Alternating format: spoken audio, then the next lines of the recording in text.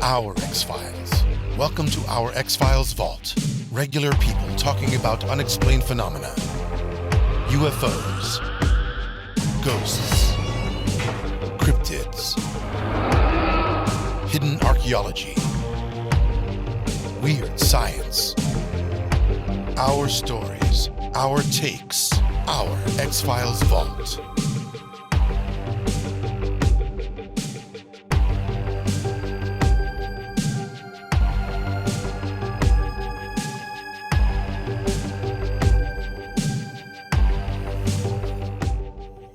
Hey guys, welcome to our X Vault, and this is another show of Beyond Reality. We have Brian with us from New York. Hey Brian. Hey Kevin, how are you? And we have a regular member, but his first show on the channel for Samuel, who is also in New York. Hey Samuel. Hello. What's up, gents? How are you, Samuel? We'll stop in the middle so you guys can tell us more about yourself. We'll just try to get into a topic quickly now, but later on you guys can tell us more about the things that you're interested in or any projects that you're involved on or things that you want to promote about yourselves. Sure. So tonight we're going to talk about parallel dimensions, whether they're real, whether we can access them, lucid dreaming, maybe the Aborigines in Australia when they visit the dream world, if these kinds of things are related to parallel dimensions. Are there other beings have come to here, or consciousness have accessed our world through, a doorway or something like that? And I also just threw in there, I think it might be interested to talk, since I know Brian really likes technology and sci-fi kind of stuff, and perhaps Samuel does too, we'll find out. I was thinking about the idea of whether or not you can download a mind onto a computer, something that scientists are talking about, and there's a lot of debate on that right now as to whether that's even possible, and you run into a lot of interesting situations in it. So we'll talk about that, and I also wanted to, since this is my first time to get Samuel on a show, I want to ask him a couple of the questions that I asked Brian last week. Just because we have a special project going on, a documentary about invasion, which assumes that the aliens come here in some form and are trying to take us over or invade us or exterminate us or whatever. This caused a little bit of controversy on the channel with some of our members who are upset about the idea, because in their view of things, and they hold a pretty strong view on this, aliens are only here to help us. It's not likely, and actually not only is it not likely that aliens would be here to harm us or invade or take over or exterminate, but from their view, or at least one of our prominent members' views, even talking about such an idea is dangerous because it gives other people bad ideas. I'm not really sure exactly how the connection goes to that. But so I'm curious what you think, Samuel. Do you think that aliens, is that conceivable that aliens could possibly invade us? Do you not believe in aliens at all, or what do you think? Well, in terms of when you come to a belief in aliens or extra-dimensional or interplanetary beings, I hold a very strong religious background. So I'm a creationist. But I can say one thing: there is nothing that says that God ever stopped creating, right? Or that we are the only thing ever created. And I think, furthermore, it's rather an egocentric view for us to be sitting here and think that we're probably the only thing ever created. Now, whether they're warlike or whether they're helpful, that part there is up for grabs, because I have two views on this. And one of it could possibly be that there's no telling that if there are different races or different species or different subspecies, based on people's interaction or abduction stories. You hear horror stories and you hear a few good stories, right? But my thing is, think about like when Columbus came to the quote unquote New World, what happened to the natives, right? Or like during the Aztec empires and Montezuma, what happened to the natives? Yeah. And I've thought about it, and while it does look like it might seem helpful and friendly at the beginning, it could turn into something of that, of those proportions. And there are news releases from the Vatican when they ask, oh, well, what would you do if an alien shows up? You would ask him if he was baptized or wanted to get baptized.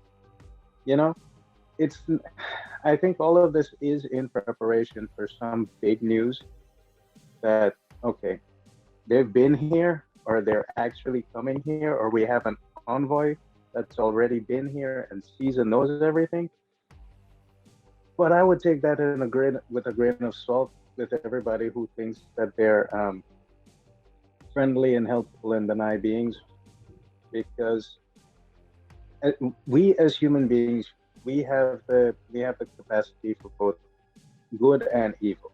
We have saints that we've seen help thousands and hundreds of people during the worst atrocities, and look at Mother Teresa, right?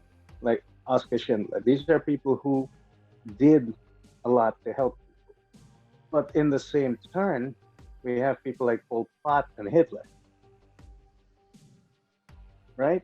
Now, if we can do that to ourselves, there's no telling what another being comes here, and especially if they're far advanced than us. You don't know advanced to what setting. So that's more or less my take on it. That's a very good take, Brian. You've had a week to kind of think about it some more? Do you have anything else to add to it, or any other ideas on it? Yeah, I have. I think if they were gonna come here, I don't think they would come to pick a fight. The only way they could win is if they were able to dismantle our nuclear weapons. I mean, because if they're coming here, they obviously, most likely, if they come to Earth, it's because of the resources. And if you start a nuclear war, you will destroy the resources that you're trying to obtain. So just like strategically, I mean, if this alien race is so advanced that it has such self-awareness and, evolved that it could get here, they're not, I don't think they would be like a warmongering, mindless breed. You know what I mean? Like in the movies.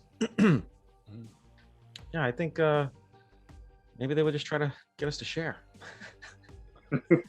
Give us some more of that good microwave technology and whatever else they gave us. Velcro, right? I think that was from Men in Black. Mm-hmm. There were two basic arguments as to why they would be good.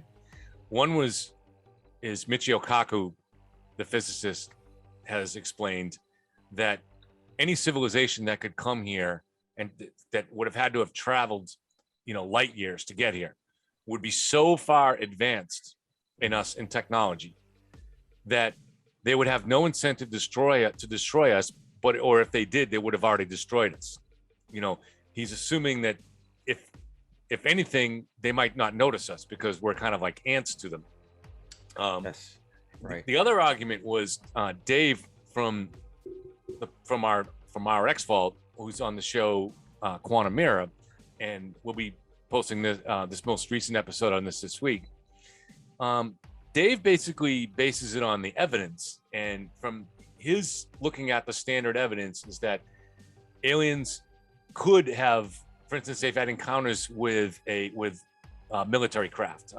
He points to an example of with an Iranian fighter jet in 1976, in which they disabled the jet only when it got close, but other than that, left it alone.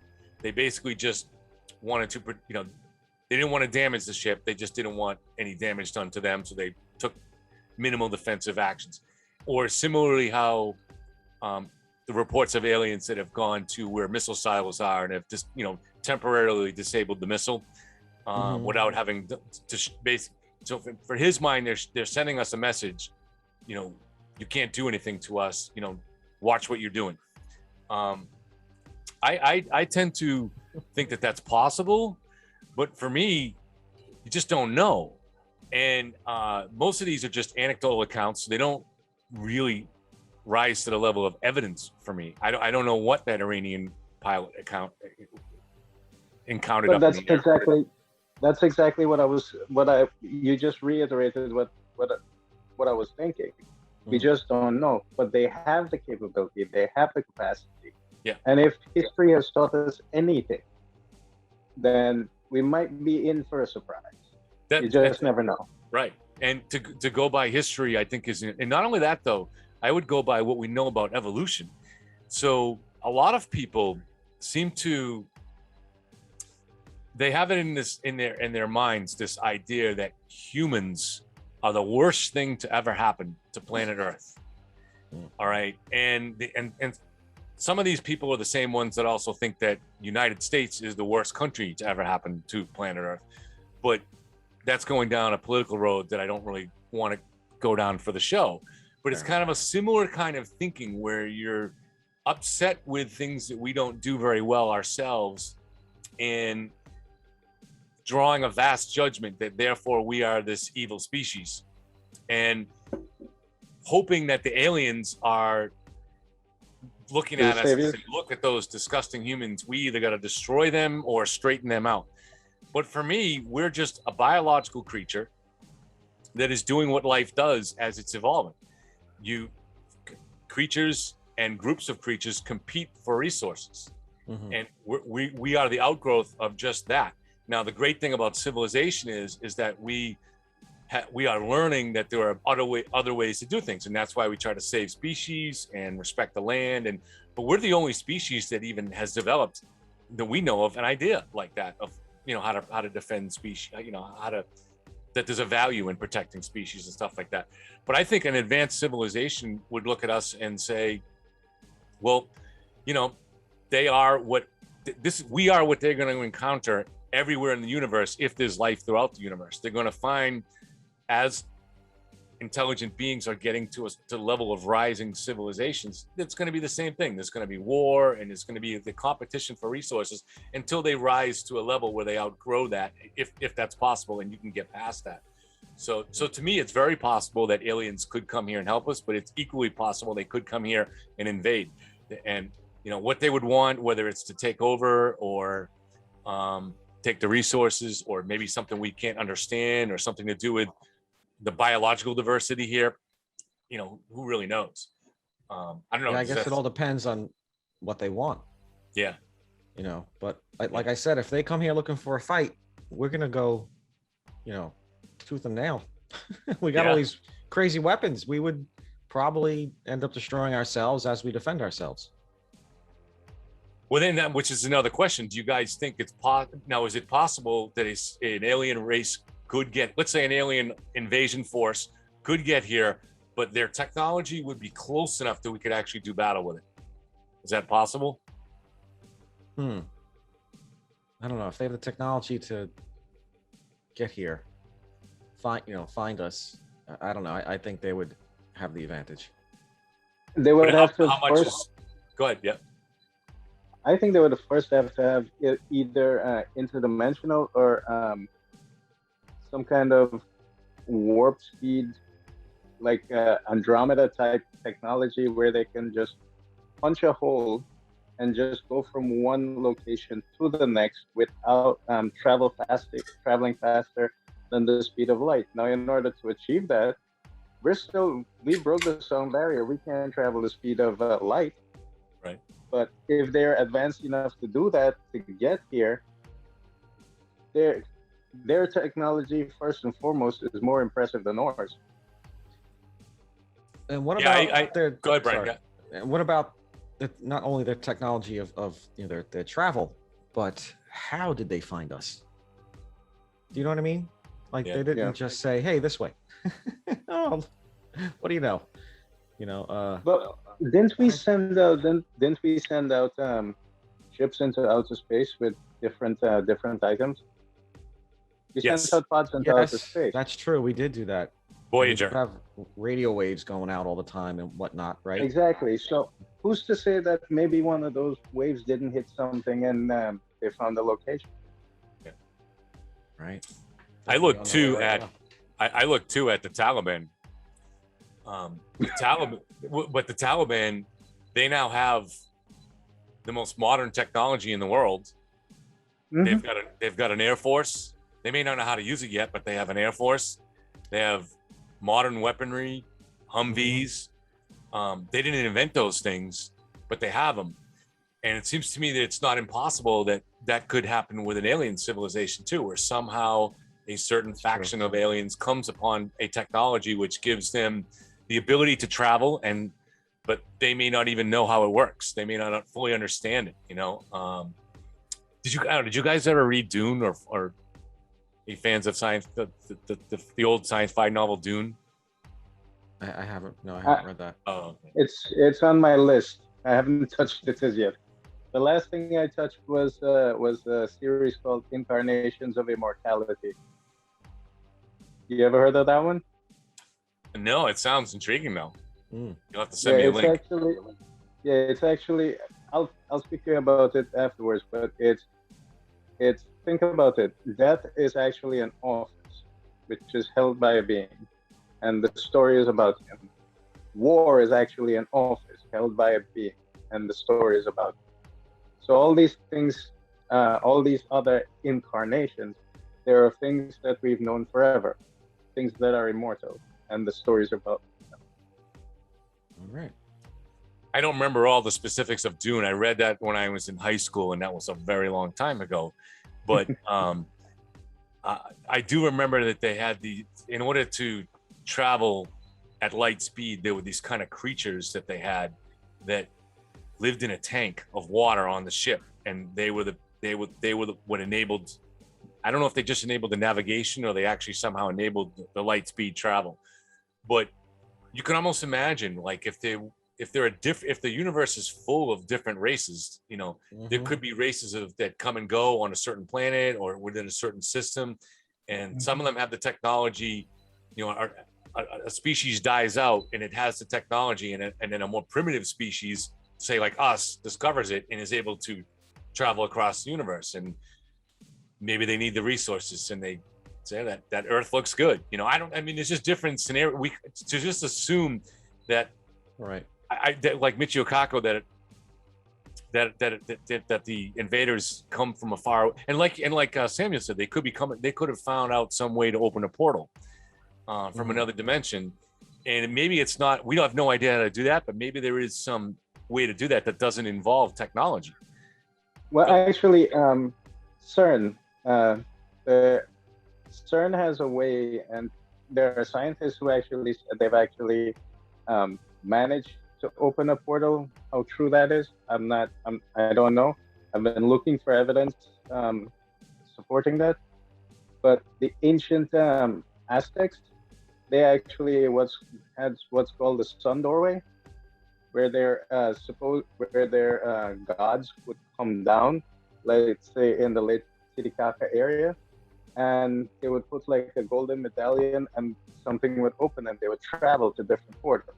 Now, if ancient civilizations had ideas about the existence of such things, and I mean we can call it fiction, but for them it was their beliefs, and beliefs had to start from somewhere.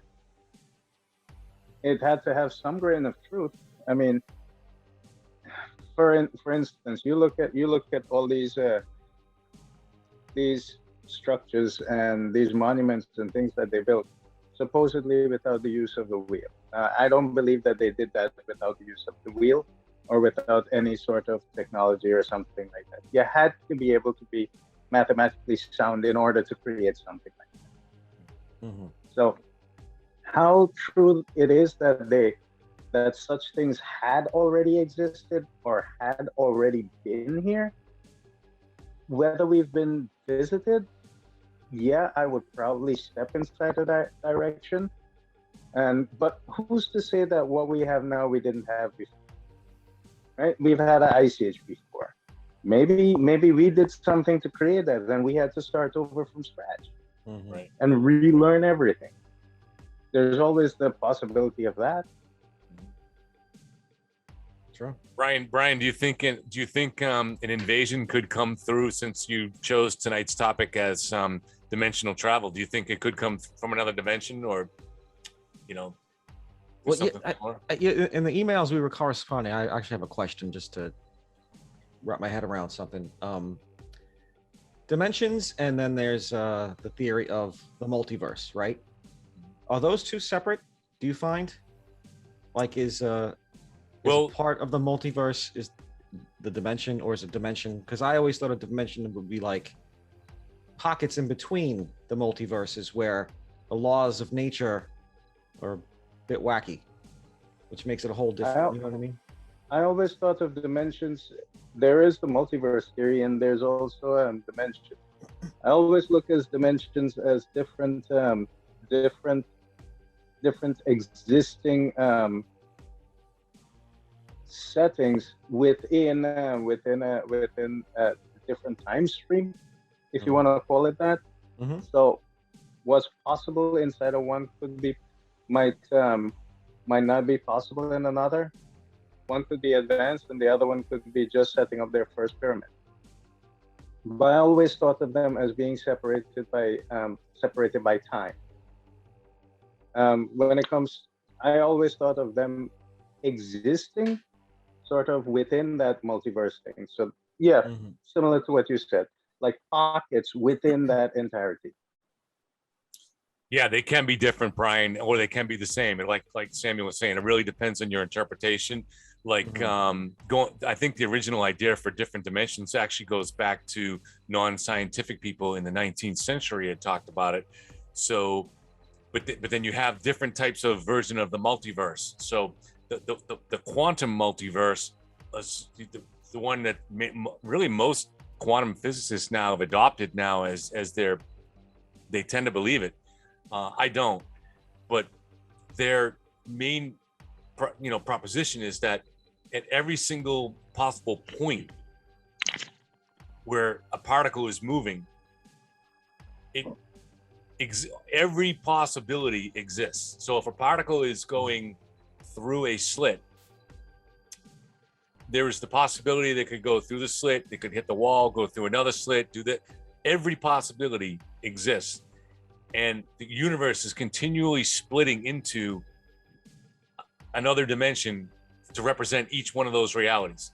So right now, this, but to me, it seems absurd because it's an infinity. I like the idea of different dimensions. I like the idea of a multiverse. I don't like the idea of an infinite universe where everything is real, because it tends to render everything meaningless. Because if every possibility exists in all times and in all things, then reality becomes meaningless to me. But yeah, there is kind of like a, bleak. Make your universe matter. Even if there's an infinite amount, this one is yours. Yeah, there's no evidence for it, and But we probably created 6 alternatives by our discussion here today. It could have gone a different way. Well, according to the quantum, a number of them already. According to quantum physicists, it'd be an infinite number just from this brief discussion we've had. But every possibility was there. You just picked up your right hand, and in another universe, you picked up your left hand. I mean, it's just it reaches a point of absurdity to me. So, and the only reason that they've adopted this view is because they don't like the alternative. And the alternative, the original brilliant minds that discovered quantum theory in the 20s and 30s and 40s reluctantly concluded, these were mostly European physicists, they reluctantly concluded that there's no way to escape the fact that the observer is essential to reality. No observer, no reality.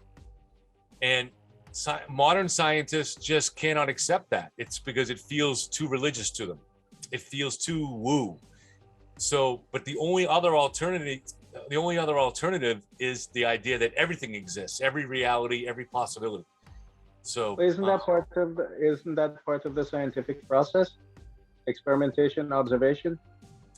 it's part of their scientific Well, yeah, you're absolutely right. Yes, Burn but on there's- the but science community. Right. But what the physicists discovered, this is basically the if you've heard of the famous double slit experiment, which is also results in what's called the observer paradox, and it comes from when you throw a photon or a particle of matter, small particle of matter, at a board with two slits in it.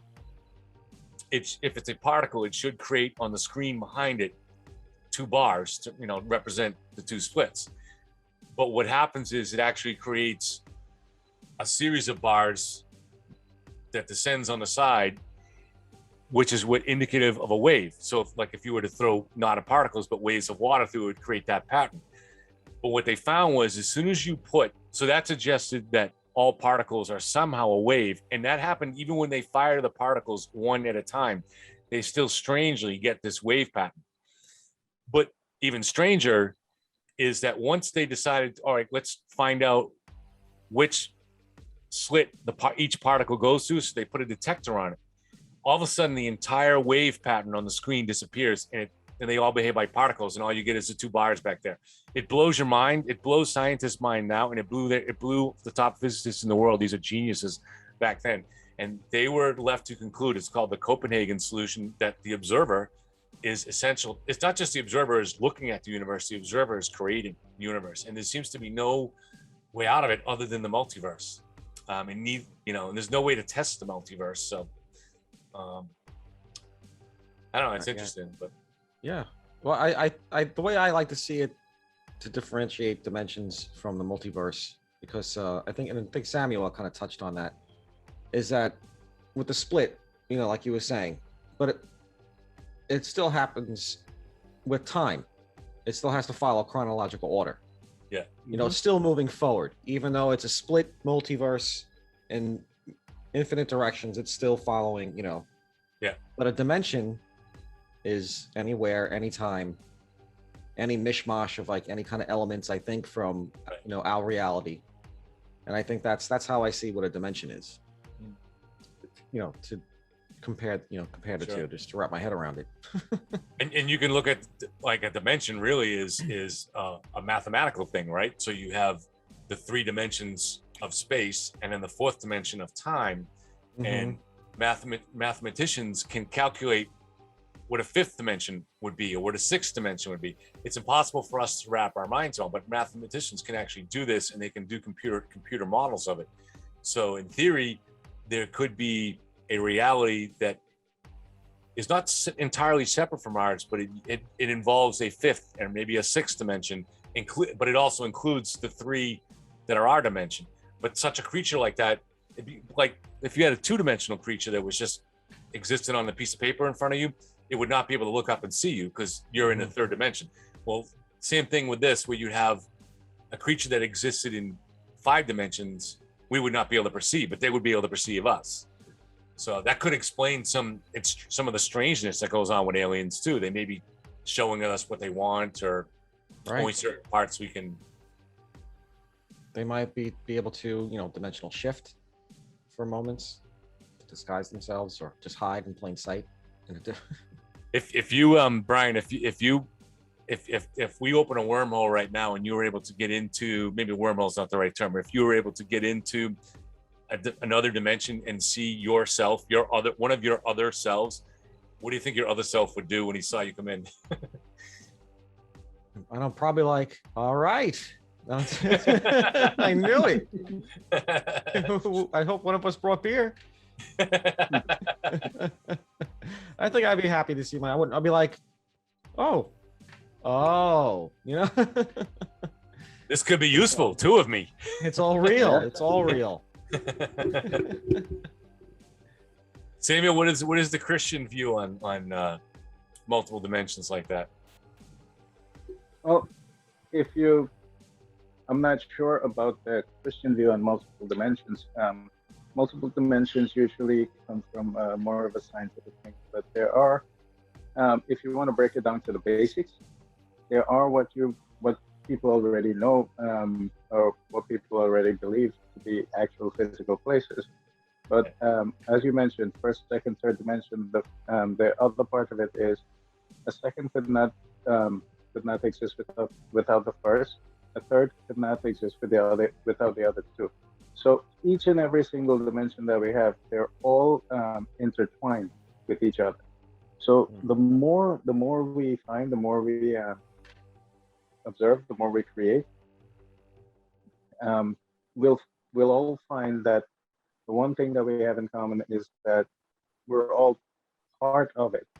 One could be, as you mentioned, separate from us, but without us, there would be none of that. Inside of the same setting, we exist over here. And if you want to call it different dimension, there's always the talk of the belief in heaven and hell. It's transport. It's basically, if you think of it, it's more or less being transported to another place. Life after death, right? Life after death. Life after death, whether it's heaven or hell. But it is movement to another place, and that place exists in cooperation with us here today. So that's what I'm saying. It's probably the easiest way I can think of explaining it, is that you might not call it interdimensional. You might not call it a belief in different dimensions, but there is a belief in physical places, and we already know of two of them. Whether there are others that exist, I haven't found any notations of that as yet. But like if you look inside of the scriptures, inside of the book of Ezekiel, he talks about wheels within wheels, about traveling into space and seeing, traveling with angels in space and seeing Earth. They're moving from one physical location to the other, but with different beings, right? Which beings that are physically different than us.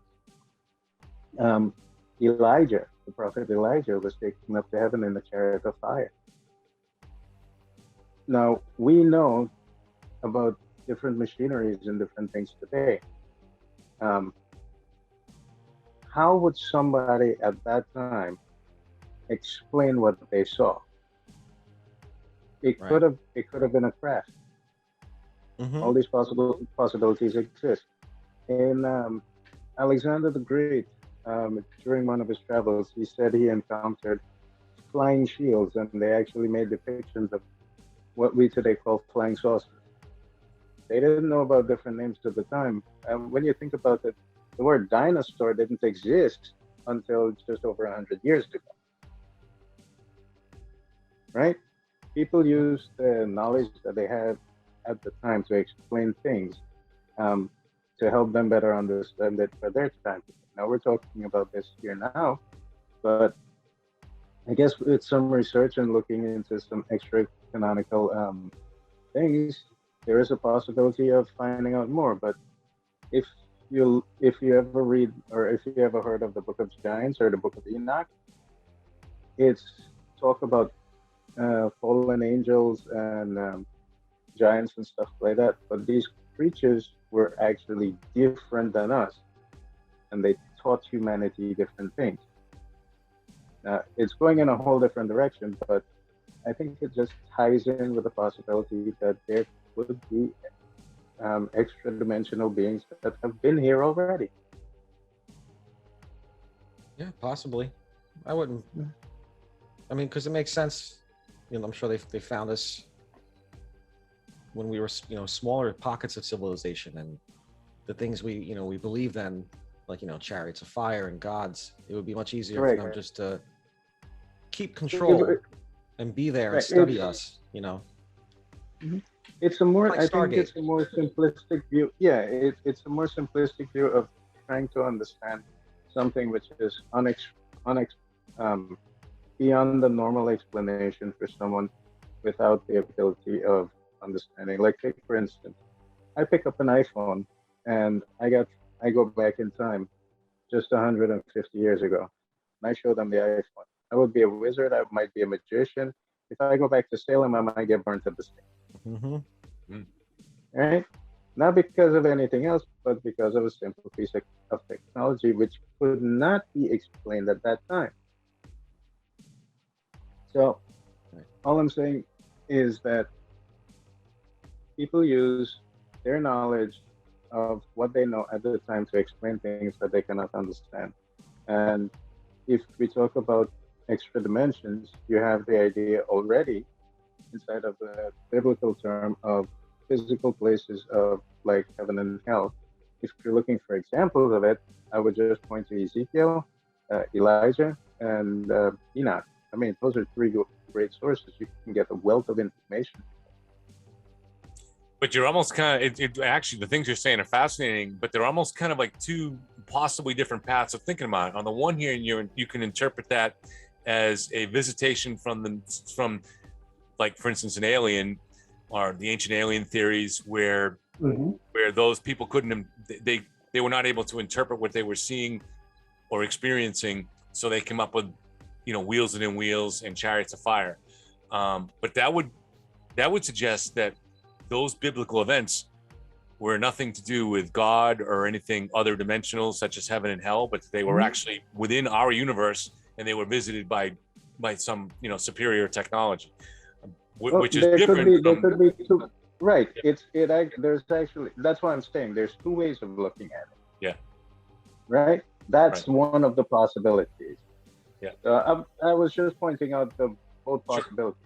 Yep. Right. But there are other things you can look at as well, where there's physical things like Shadrach, Meshach, Abednego, and with Daniel inside that when they were thrown into a raging fire, when they came out, they didn't burn. That had to do with faith, and they said angels and divinity. There is a difference between what you could see physically that could be explained by faith. When you move into things that range with something and someone that looks different than you, it's different. So that's one way of seeing that it could be dimensional, and it could also be scriptural. You could read it and interpret it your way, and I could look at it and I could see my own understanding of it. Yeah. Yours could be different than mine. Mine would be different than yours because I look at it from a scriptural perspective. You might be looking at it for evidence of dimensional travel. But I was just pointing out the two possibilities because I delve into this all the time. And I read something, I'll be like, all right, I know what this says. But looking at it from playing the devil's advocate, now I can look at it from this side and I'm saying, this could point to evidence of such and such. Brian, do you think when you die, you might experience extra dimensional travel to hopefully another place where we can go on? I don't know. When that just I know I like references, but that just reminds me of a quote from Bender of Futurama, where he's disguised as a pharaoh, and they were like, "Why do you need to bring all this stuff to the next life?" And he said, "If I had to live a whole life after this, I'd kill myself right now." Yeah, I mean, because we're energy, we have energy inside of us, synapses firing off. A lot of people they call it chi or the soul. I mean, maybe in that last flicker, something could happen, or absolutely nothing. It's I don't know. Yeah. Of course, I would like to think, how everyone says, like, you see your life flash before your eyes. Maybe there's a tunnel of light. Maybe that tunnel is the wormhole, as you were saying, to the dimension that we know as heaven. Yeah, I mean, can you think of any scientific? What are your most hopeful pseudo-scientific explanations for the possibility of an afterlife? And that's one there. Yeah, I guess. Yeah, I guess of our spiritual energy probably being released from the solid body and rejoining the energies in the universe. And that could be in a different dimension. It could be here. I'm not sure if it would be like, if it's. I guess it'll be nice if it was like a cognitive, sphere of what was once, you know, a person, and you take those thoughts and you're living in this energy ball, and you're just traveling for free. Because if your soul is just a matter of energy returning to some cosmic soul, that's really no different from ashes to ashes. You know, it doesn't really, it doesn't really, it's not very appealing. No, that's not too Well, much if you fun. look You're not at gonna it, be aware of have it. you ever So. guys, you guys ever heard of this this book? And it became a movie as well. It said, "Heaven is for real."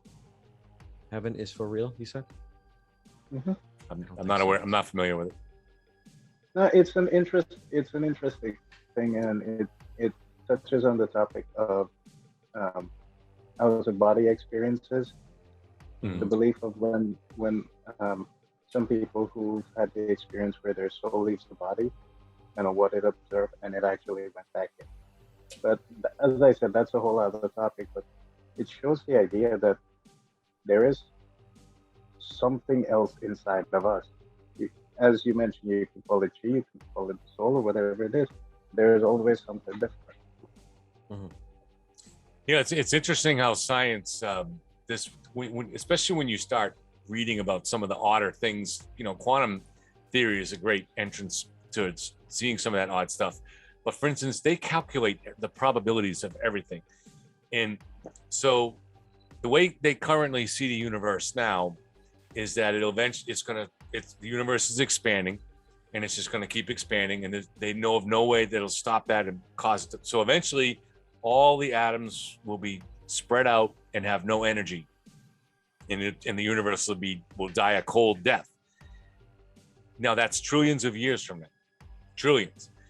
So, but they can also calculate that those atoms will still over time shift positions, and they can establish a probability from where eventually enough of those atoms will just happen to form into a position where a brain will form. and you look at this thing, I say, well, all right, you can maybe do the same thing with a probability for Samuel, his mind after death, maybe 700 trillion years from now. Calculate this impossible, this long probability will eventually somehow come back together in form, whether it's in a similar world to this, or an exactly the same world, or something a little bit more different. But that may seem like a long time to wait, but if you're not aware of waiting, what's it to you? I guess that's true. So what is it? Is that called like the rubber band theory? I don't know. Like, I don't know. You Are you stretch serious? it out. I don't know. I don't know. It does. Yeah. Oh no, I don't know. the expanding universe. I But never it's heard snapping, it called that. but it's snapping back and starting all over again. Is that what you're referring to? No. The current theory, for years they were debating. They knew the universe was expanding, and the question was, when they can figure this out by calculating energy and stuff, is it going to reach a point where it'll start to contract again? And one of the theories was it would come back and another big bang again.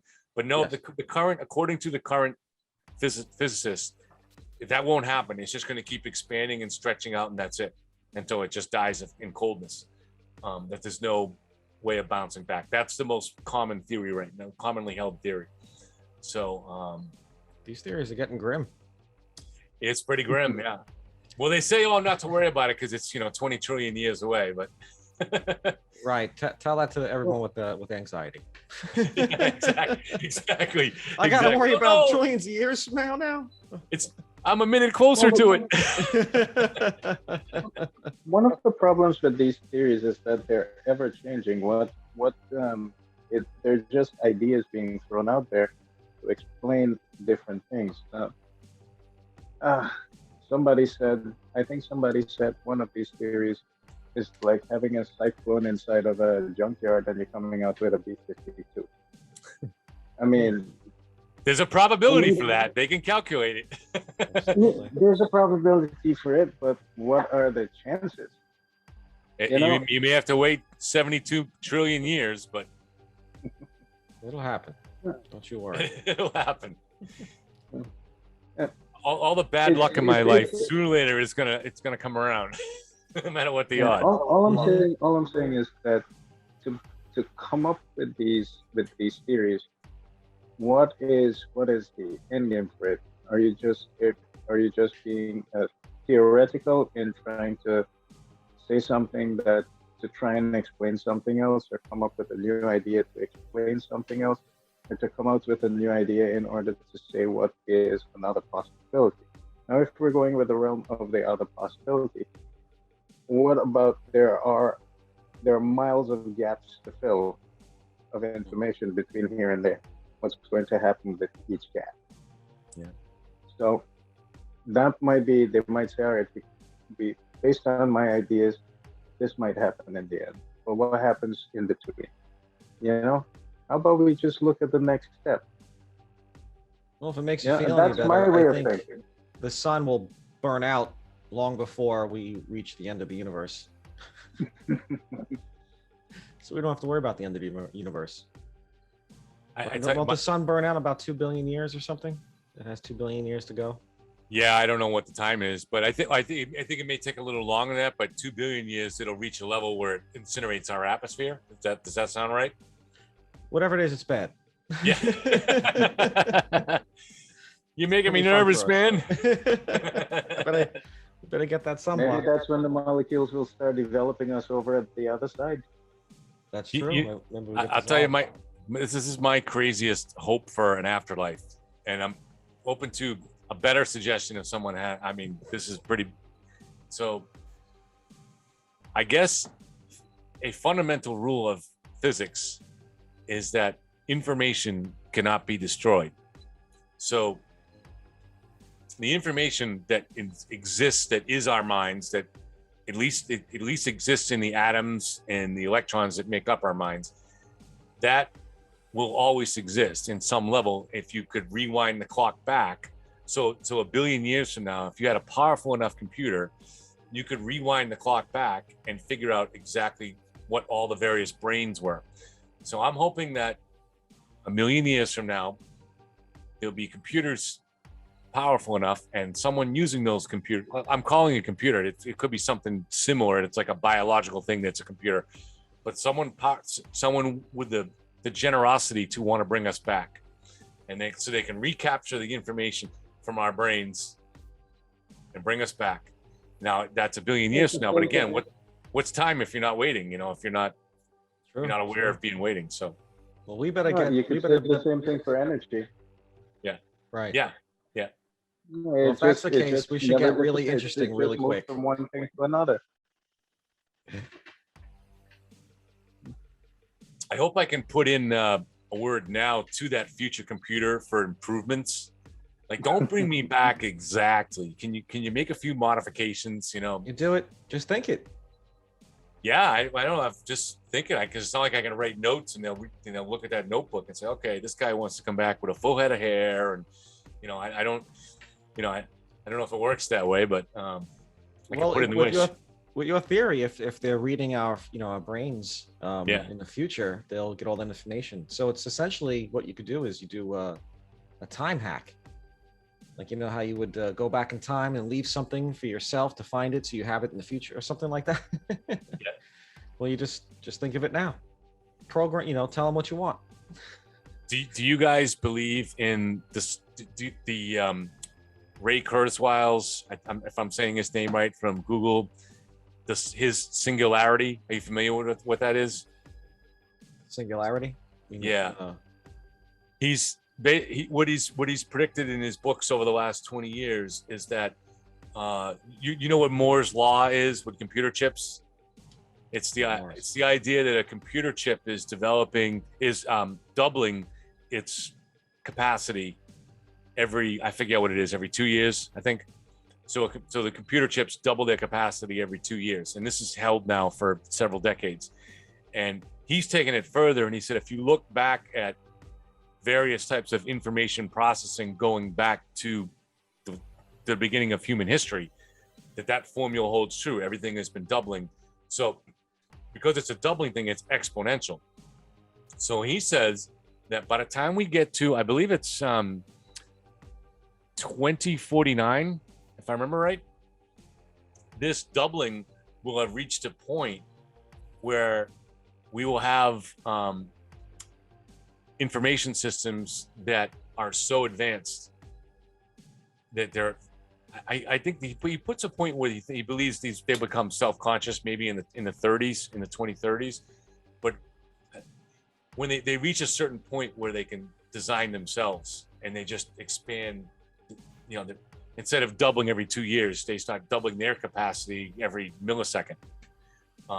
So in theory, by 2048, you could have a computer that is so powerful, it's kind of like looking at our own technology and saying, well, this will be like 1 billion years from now, but instead it'll actually only be 20 years from now, because it'll be able to design its own mind and just rapidly.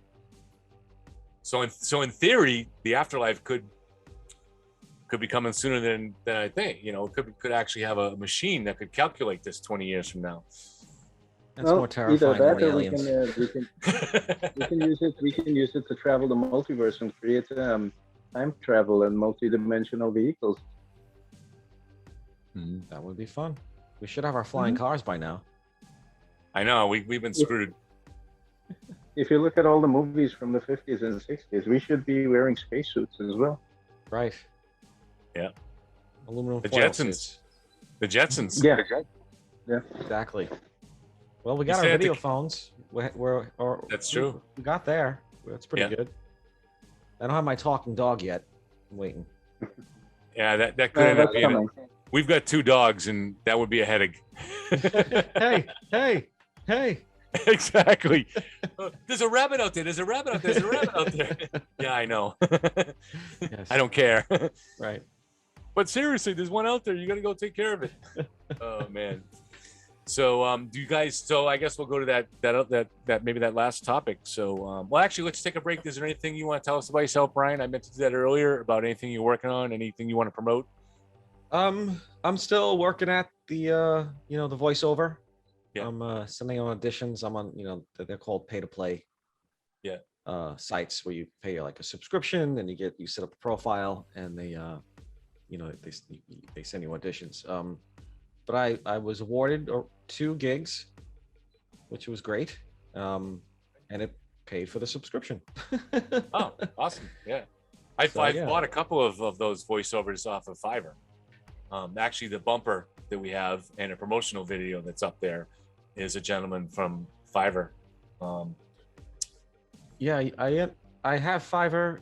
I'm still trying to wrap my head around it, because there's just so many. There's a lot of competition, and I see some people starting off their services like at $5. Yeah, and that's just a tease to get you in, but that is also the problem. Right. Is you're competing with people that are working in countries where the dollar is very different. So True. So $50 to them is a good solid day or week's pay, even in some of these cases. So the guy I bought the voiceover though from, I think, is American, and I paid him $50 both times. Nice. So about $50. So it's not, but he looks like he gets 1 or 2 of these jobs a week, and so it's not enough to make a living. It's enough. It's probably a little extra money, but No, there are some opportunities, but that where you're doing it sustainably. Because I still work. I have like a day job. do you use any particular like audio software to alter your voice or anything like that, or? No, the most I do is I'll do some noise reduction to get out any hisses and pops and whatever. Because when you send an audition, they don't want you to do the EQ. They don't want you to do any normalizing, any of that fancy stuff. Yeah. They have sound engineers that will do that. They need to have the raw audio, usually in a wave format. But I try not to change it too much. Unless it's like, for a wacky voice or something. Yeah, that's right. Yeah, but those are more for fun. I haven't really found that many where you can do like for animation or cartoons. Yeah. It's usually passion projects on Casting Call Club, I think it's called. Yeah. I did something. I found there was this guy on Reddit, because they have those subcategories. It was under record this for free. Yeah. So I was looking to get some experience, have some fun. Anyway, I did like an Uncle Ben character for him in his mock Spider-Man movie. So that was pretty cool. And then I did something else called like this guy for Captain USA, which is I guess is a Captain America knockoff. Like, hey, don't do that. Come back here. Yeah, so it's fun. It's either fun or it pays. Hopefully, I'm going to try to combine the two. And do you do any video narration, or do you just want to do audio narration? I'll do whatever. There's most of the auditions come out there for internet ads, television ads. Yeah. But since I'm not on the union, you only get the one-time fee. Yeah. Do you know what I mean? Yeah. I could get like maybe 500, and even though it'll air for like a year in Chicago, if you only get that one-time fee. But if you're on the SAG-AFTRA, the union, then you get it every time it airs. You get royalties, or that's where the money comes in. Samuel, what are you working on? Any projects you want the world to know about?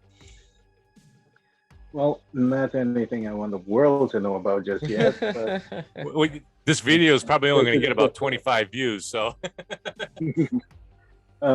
But there are a couple of writing projects that I have in the works. One of them is a fantasy adventure novel that I'm working on right now.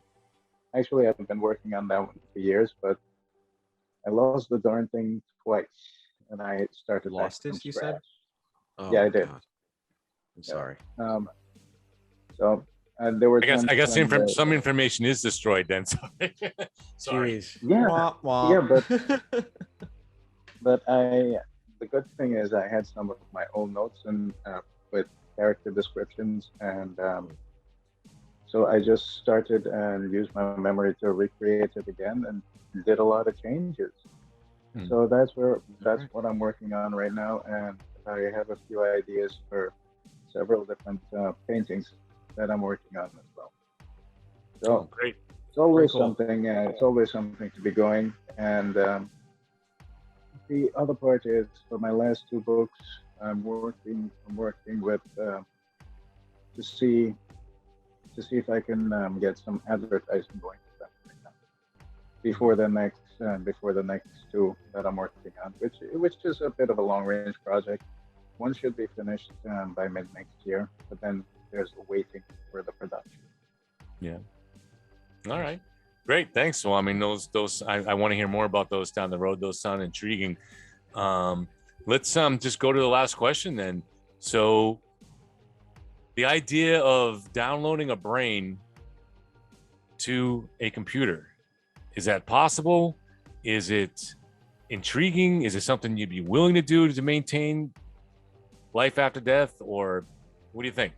Well, when you say computer, like I'm thinking of like it would have to be some sort of like biomechanical thing. It would have to be have or simulated something where brain waves can exist. Like an actual cognitive aware brain, or just something where memories are stored. Do you know what I mean? Like, what is that? No, I know it's a key question, because I think one of the I mean, the classic way of looking at it is that a brainwave should, in theory, and I agree with you, this is a problem, but in theory, a brainwave should be able to be converted digitally. Okay, so any feeling or thought that we have, it exists in analog form in brainwaves, but that you should be able to convert it to digital form. That's hotly debated right now as to whether that's even possible. So like you were saying, you would actually really, some people would say you would actually really have to have a body that could have that kind of sensory ability, and then you could maybe transfer something into that. But to actually transfer just that analog brainwave in that mind into a digital form, yeah, some would say it's impossible. So I don't know. What do you think, Samuel? Well, if you think about there are some science fiction movies where it's quote unquote happened already, and using that as a sort of basis. In terms of possibility, I think it might be possible, but I don't think we're at that stage yet, because there's a lot. You have 2 terabytes of information, and that's not enough to hold all the thoughts that we have, right? Because we are thinking, we're rationalizing creatures. We're able to become, which is why we might have a problem if, I think, if computers become sentient. Because we can think, we can rationalize, we can make decisions based on certain factors, not just on following certain rules. So, with every single process that we do actual computing inside of our brain, and I don't think that they have the capacity or the capability to handle something like the human brain into a storage device as of this time. No, but I'm talking say I'm talking say 25 years down the road or something like that, when they've, especially with Moore's law, if the capacity is doubling every, well, Right. you know, it's a big thing, and it's been doubling every couple of years, so which is exponential. So, you know, so 10 years down the road, it's I can't do the math in my head, but that's significantly expanded from where it would be now, you know. So, you know, 2 times 2. If anything, I think I think machinery might have the ability to become sentient, but I don't think we would be able to put to store our own brain into a machine. Yeah, I think if we got to the point where we're able to, you know, fabricate some sort of machine brain, without a body, without the senses that we're naturally used to, the person will probably go mad. Because what would you just imagine just being a brain? What the hell would that be like if you have, like, you can't feel, you can't hear, you can't? It's just that sounds terrifying. This has been a very scary podcast for me, I think. Everything we've been talking about just scares me. Well, I mean, but it is also, I think, someone that, and I agree with both of you guys, but I would say that that someone who argues for this would say that sensory information could be encoded in a digital signal that went into that, and so you'd still be getting all of that. It just would be coming in a different form, but you wouldn't necessarily be able to know the difference, you know. I see. But then you run a different risk with it. Now, if you have all that information coming into this creation where you're putting your mind into, or your brain into, your brain information into, and they don't have the ability to process the same way that we're processing information and pulling on a wealth of knowledge and pulling on information that we already have and that we already stored. They don't know the difference between good and evil. It could give the rise of a clone of me being a psychopath, a clone of you being a psychopath, because they would have the information, but they wouldn't know what to do with it or how to use it inside of a productive manner. So that, I think, would be a risk. But in terms of storing the information, it's not just taking out your brain or my brain and putting it there. It's the ability to, for lack of a better word, download the information and put it into something where you not only have the memories, but it would also be able to, we have to have the technology to give it the same type of reasoning ability and computing ability, and, for lack of a better term, a soul. Right. A soul or a consciousness that makes it like us. Because we are thinking and feeling human beings. That's what makes us different than a computer. So if we can download that into a computer, that's just data. Right. It's what? I didn't catch it. Sorry. It's just data. Oh, right. It's just, yeah, it's just there. You can download the information, but what are you going to do with it? Well, I mean, I'm inclined to agree with, like I said, agree with you both, but just playing devil's advocate, if there is no such thing as the soul, And if as modern materialist scientists would say, that everything that is going on in our brain is just information. So that is information that is material based on the signaling and, you know, the chemistry and the electrical signal that goes on in your brain.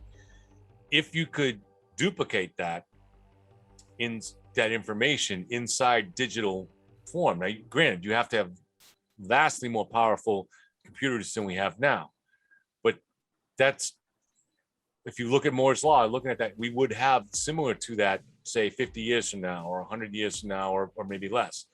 You know, is it something that would be, and then you run into all kinds of issues with it. So for instance, if you could download your brain onto a computer system, does that mean you could also make a copy? So, or 2 copies or 5 copies. So you could have 5 Samuels. I wouldn't want to have 5 Brians, but I'm still dealing with the one from the other dimension. exactly. I see him behind you. I guess what the $1 million question is, what machine would you want to be downloaded into? Another version of yourself, a car, a cybernetic monkey? Imagine you could imagine. Well, I think that could be like a whole Disney thing. First of all, there has to be some sort of CPU or some sort of huge machine, which all the information will be stored. Now, where you put all that stored information, that's what comes next. But inside of that stored information, I'm not worried about the fact that if we can store the information, that I think it's entirely possible. We'll be able to store the information. My thoughts are on the next step. What do you do with it? Now, like I was mentioning before, as human beings, we have thoughts and we have emotions, and we're very emotional creatures. We do things to make people happy. We do things to comfort people when we see that they're sad. We do things. We fall in love. We're compassionate. We get angry. Whatever the case is. My problem is those things are strictly human. Those things are what keep you alive. Now, if you download the information and you put it somewhere else, you're putting that into something which has a lack of emotion. It does not have that. That's what I said. That conscious part of you. So while you might be able to reason, you might be able to make decisions, you don't have that emotional element inside of you in order to be that reasonable type person. Even though it has the same, even if it has the same information, so it has all the memories. You have the same information, but if you have the same memory, but you don't have that other part that goes along with it to give it that emotional content as to why you have that memory. But what makes the emotional content? Isn't that just other information? And couldn't you give it that? It's you. It's exactly you. Like, for example, you have an experience inside of your life where you're extremely happy at one point or the other. I have an experience inside of my life where I'm extremely happy one time or another. You put that into a computer or you put that into a storage, it's just information. It's just a recording of that information. There's no emotional context behind it. How would that compare to a dream? Because I mean, I was back to the original. A dream is different because you're a human. This is what I'm saying again. This is the human element. Now, storing that information might be possible, but there's no human element when you're putting it somewhere else. A dream, we have the dream because we are sentient beings. We have that ability to dream, to move our minds. And we have the ability to create all these ideas. We use our imagination. And that's our imagination inside of the dream. But if we take that and information and put it inside of a computer would not be able to dream. because it would be missing a fundamental part of what makes you you, me, and everyone else who they are. It's the human element. But are you describing? Is it like you're saying that thought and emotion are separate? And if they No, are, can they? Thoughts are separate. Emotions are separate. Thoughts are part of the computing process that we use in order to create our ideas and rationalize the information that we have. Those all go together. We can But the create brain ideas interprets and the we also- emotion with thought. Like I feel, if I'm angry, I feel angry, and then my brain, I'll say something. I'll be like, I feel angry. So it's connected. Do you know what I mean? So I hear you, but once again, you can't just have raw information and then, but without that human element, you wouldn't generate that thought. Which is why I'm saying it's separate, but it's intertwined together. I guess I'm We just have the lost ability like on what to the human use- element is exactly. Besides having the thoughts human and element feelings. is basically what makes you you. Thoughts and feelings. The way it's the thoughts and it's the way we think and what we do with it, and it's the way we feel and how we can actually have emotions. So if you're looking at a picture of your mom, so the picture of your mom flashes on the screen and you have an emotional reaction to it. So there's a thinking aspect of it. There's your process. There's a visual sensory aspect. You're processing the information. That's my mother. And then there's the part of it. There's the thinking part, that's saying yes, that's recognizing that that's what it is. Mm-hmm. But then there's the emotional reaction to it. So couldn't you have But- that if you were inside a computer system and you were given the same But image? if I was inside of the computer system, yes, but if just my memories are there, it wouldn't make a difference to what information is there. But we're not talking about just your memories. We're talking about all of the thought processing, all of the stuff that makes you you. If you could somehow copy that, and put storing the memories, I think we'll be able to accomplish that. Storing what makes a person, I don't think we'll be able to do that. Yeah, I think it would be really hard. I mean, because thoughts, that's a pattern, that's a wave, and the emotion affects that wave.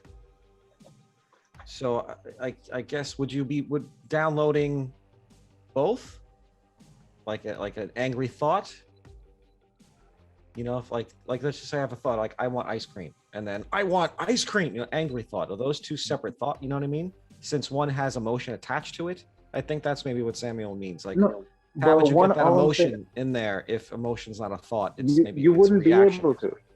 All I'm saying is putting information, if we're talking about putting information and storing information, all that information will say is I want ice cream, with no relevance behind the emotion behind it. Well, what are you Just a saying that simple blank. is creating the emotion? It's still the brain. And the No, thought it's creates, It's the way we process the information. All I'm saying is we can probably be able to store the information, but we wouldn't be able to process it the same way we do. all right. I don't think we'll have a computer that will be able to be a replicant of anyone, because they would not be able to.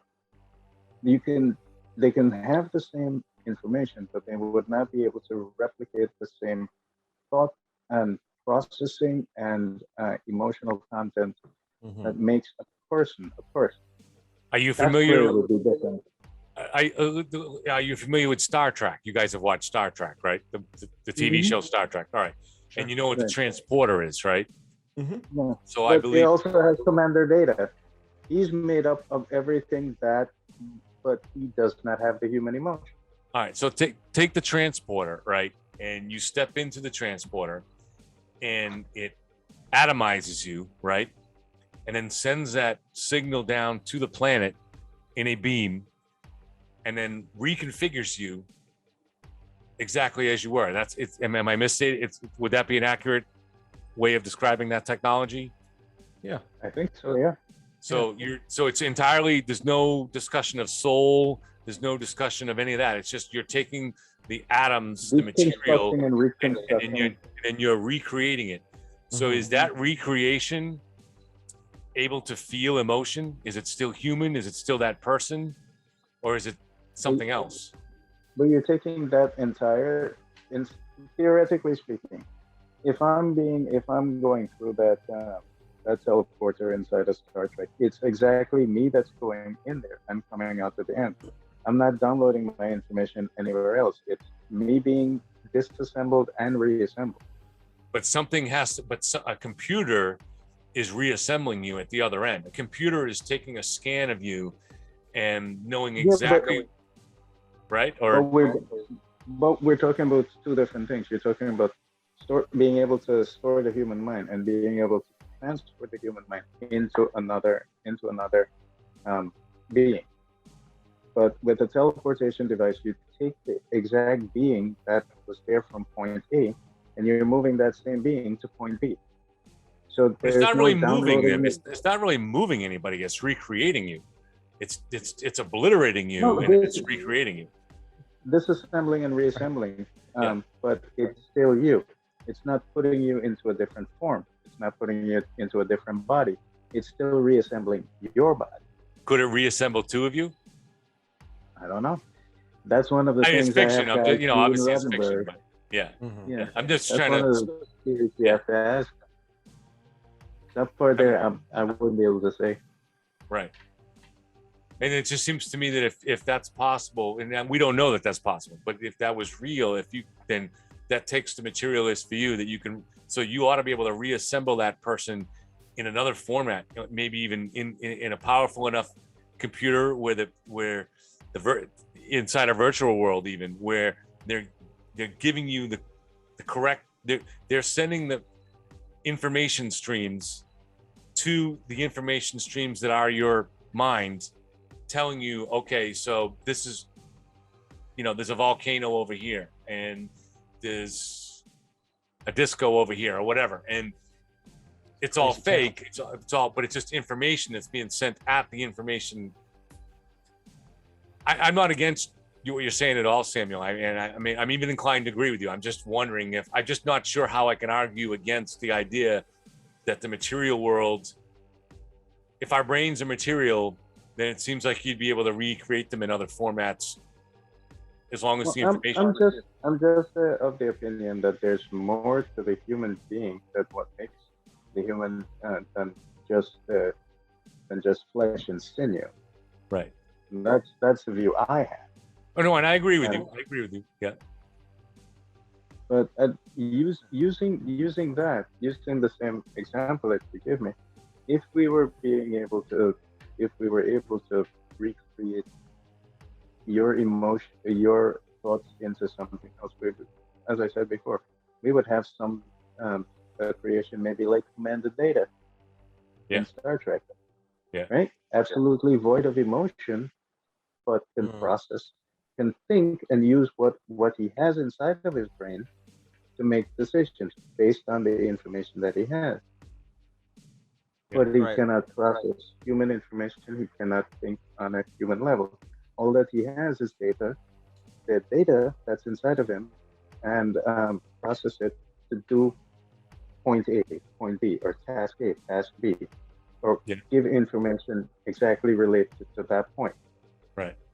That's the way I think it would come out. If you take someone's information, you would lose me, and you would have data. You get what I'm saying? I get what you're saying. Right. I get what you're saying. I think the technology you're talking about, Kevin, would I guess that would be from like Lawnmower Man. And that happened in that movie. They transferred his entire essence, and he went into the virtual world. I don't remember it, but yeah, it was Stephen King. I don't remember that one though, but I don't know. I don't know if I read it. So yeah. Because Data's a machine. He was built like that. He was built like like a car with an amazing brain.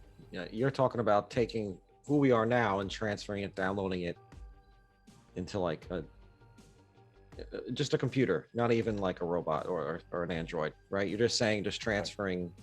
Into a computer where the information processes that are your brain are stored in a computer, and now whether you could take that computer and put it inside a monkey or a robot and bring it into the real world, but you don't even have to do that. You actually, what I'm saying is you have a really powerful computer, you can put it in there and it exists entirely in a virtual world that is created for it. You surround it with whatever kind of world you want it to be in. That's still you, that's still Brian inside there, and maybe that world that we decide to put you in or you choose for yourself before you die is your favorite place. So maybe Harry Potter world or something like that, and and you get to be Harry Potter. I don't know, but you're still you, so you're not really Harry Potter. So but I mean, I would say that for me, like, the only reason I'm inclined to or lean somewhat towards agreeing with Samuel is actually because of the double slit experiment. I mean, not to go back, I'm not going into details of it, but for me, I was a materialist all my life. And I only read, and I'm not a scientist, but I only read about, when I first read about that, it was in the 90s. I think it was The Tao of Physics was the name of the book. Digital Fortress, Dan Brown? What's that? Not Dan Brown, no. It's called. No, I think he had a book called Digital Fortress, where people actually did something similar to what we're talking about. Oh, if okay. It's not him. It might be maybe a Preston and Shell novel, but I'll get back to you on that. But the books that impressed me were actually they weren't science fiction. They were actually physics books that described quantum theory, and it was something that I remember in college I took a lot of philosophy courses and the philosophy of the mind, and nobody ever talked about that. And I'm like, and I look back now, it's like, you guys are missing the biggest story of the 20th century when it comes to reality. What is reality? So to me, when I read that and started reading about the double slit experiment, the idea that somehow consciousness, yes, of humans, but perhaps of who knows what else, is creating reality. And to me, once I look at that, I say, well, maybe the world is not this material world that we thought it was. It's much more complicated than that. And if that's the case, then it might be very unlikely that you'd be able to download a mind into a computer. But if it's just a materialist world that I grew up knowing about or believing in until I read about quantum physics, then to me it seemed like, yeah, you should be able to just download it into, as long as you have a strong enough, powerful enough computer in a big enough program. So I don't know, but I'll give you guys the last word on it.